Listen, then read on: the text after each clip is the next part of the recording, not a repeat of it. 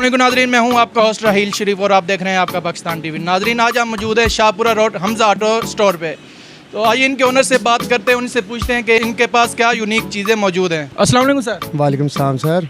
Sir आपका नाम क्या है? जुहेब। सर आप मुझे ये बताएं, आप ये शॉप कब से चला रहे हैं?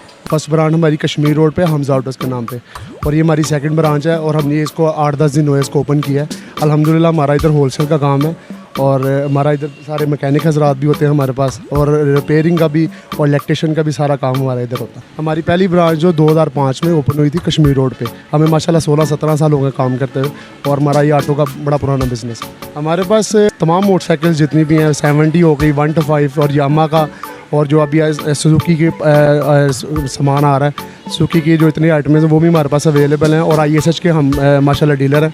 ISH पार्ट्स को हम डील करते हैं। तो आप हमें कुछ हमारे व्यूवर्स को दिखाना चाहेंगे कि आपके पास जो चीज़ें होलसेल पर मौजूद हैं उनके क्या प्राइस हैं और वो कैसे आपसे परचेज़ कर सकते हैं? वो इजीली हमारे पास आ सकते हैं, तो कोई भी चीज़ उनको चाहिए हो हम उनको होलसेल रेट पे प्रोवाइड करेंगे, और इंशाल्लाह हमारे रेट में भी मार्केट के रेट कम होंगे और क्वालिटी भी हम उसको अच्छी देंगे। कोई बंदा हमारी वीडियोस देखकर आपके पास आता है तो आप उसको क्या कोई डिस्काउंट देंगे?